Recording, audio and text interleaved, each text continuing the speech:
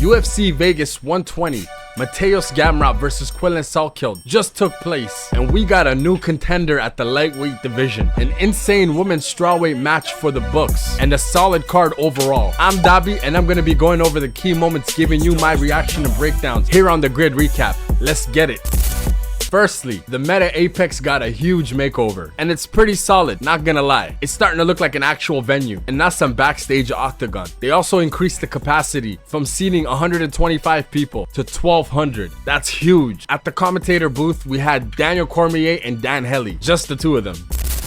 First fight of the night was fireworks. GIGI CANUTO versus FORO. This was an insane fight, up there with Wei Li versus Joanna for one of the best women's strawweight bout I've ever seen. Not often do you see strawweights that pack a punch, securing knockdowns, let alone knockout finishes. But these two were throwing heat, and it wasn't just swinging. Every shot was technically sound. FORO did an amazing job in the first round, mixing in her shots, landing some crispy boxing combos, body shot, headshot, slipping and ripping, and her low kicks stunned GIGI every time it landed. In the second round, CANUTO was able to get the takedown and got to the back of FORO almost instantly. She had an armbar, she had a rear naked choke, and she was chasing the finish. FORO did a good job keeping safe. CANUTO was able to control FORO down for the rest of the round. It was a great bounce back round for GIGI CANUTO. Going into the third round, it was 1-1. GIGI got FORO down for a split second, but FORO was able to bounce back up quick, and that's when she started to apply the pressure. Both women were standing and banging after GIGI failed a couple takedown attempts. FORO's boxing was on full display, landing beautiful body shots, slipping, incredible head movement. She looked good, defending every takedown that GIGI attempted.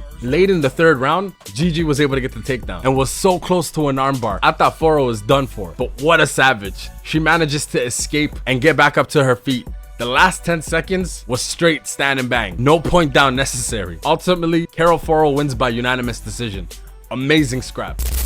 Next, we got Miles John versus Gianni Vasquez. Miles Johns was supposed to fight Raul Rosas Jr.'s brother, Jesse Rosas, but had to pull out due to a cut on his forehead that got infected. Apparently it was a rug burn or some sort. Gianni steps in on 2 days notice, but that didn't matter for Miles John. Miles Johns couldn't miss with that right overhand. Even though he had the smaller reach, he did an amazing job clearing distance every time he threw a strike. Halfway into the first round, Vasquez lands a nasty left hook right on the ear of Miles John, dropping him for a split second. And as Vasquez chased the finish, Miles John lands a nasty leaping gazelle hook that drops Vasquez. Followed up with some ground and pound shots, and that was all she wrote. Great win for Miles John.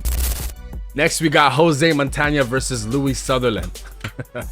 Montaña had minimum resistance in the grappling. He was able to easily secure a body lock takedown, and after getting the takedown, Sutherland rolls over and gets flattened out, ultimately led to him getting submitted via rear naked choke. Sutherland didn't even attempt to defend the choke. It was a little sus, but it looked like he just gave up.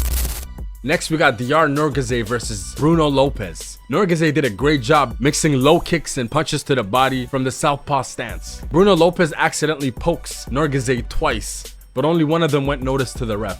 But right after that, NURGAZHAY, he got a lot more aggressive, landing a nasty overhand on the temple of Lopez that had him on deer legs. Lopez went down for a second, but got back up and shot out of desperation, which he secured for a second. But NURGAZHAY was able to get right back to business, landing a spinning back fist, uppercut, and 2 body shots, securing the TKO finish. Amazing win for DIYAR NURGAZHAY.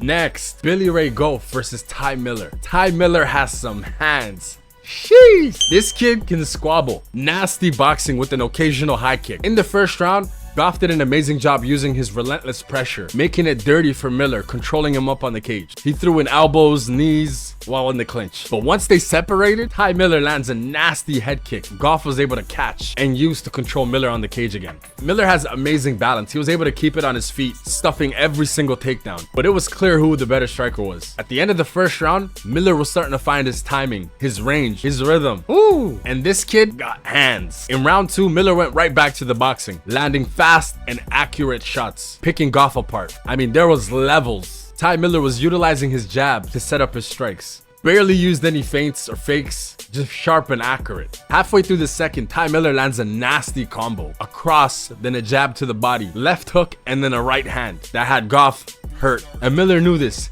he chased Goff down, landing a right hand that drops him. Honestly, I'm surprised that Goff even survived this long. Miller outlanded Goff 133-23 on strikes. Now, during the corner break, Goff's corner says some weird shit. They told him not to fight and just avoid him, which made no sense to me. I wasn't entirely sure what they said because of these Paramount ads, but Daniel Cormier and Dan Hellie touched on this. And sure enough, early in the third round, Ty Miller lands a nasty right hand that finishes the fight. This was a complete ass whooping. It felt like Goff didn't even come to fight. He just came to survive. I don't know, man. Regardless, great win for Ty Miller.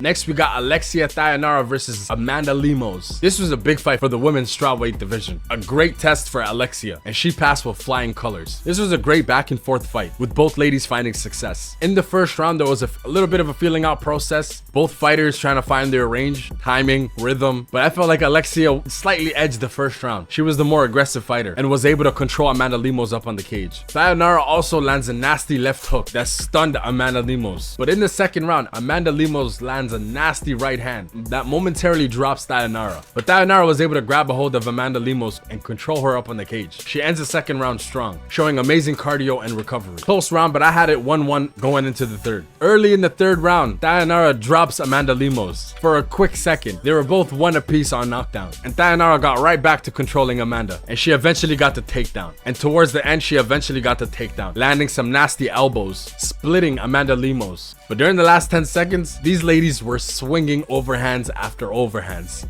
Crazy. Ultimately, THIANARA wins by unanimous decision. Great win for her. Darren Elkins versus Yair Delahaye. Yair was coming into this fight after tasting his first loss against Jordan Levitt, and boy did he make a statement. 35 seconds was all it took. Yair lands a nasty straight left right down the pipe that shuts Darren Elkins' lights out. Crazy. Delahaye now has 3 first-round finishes in the UFC, and Darren Elkins retires after 31 fights in the UFC. What a vet. He's put on a lot of amazing fights.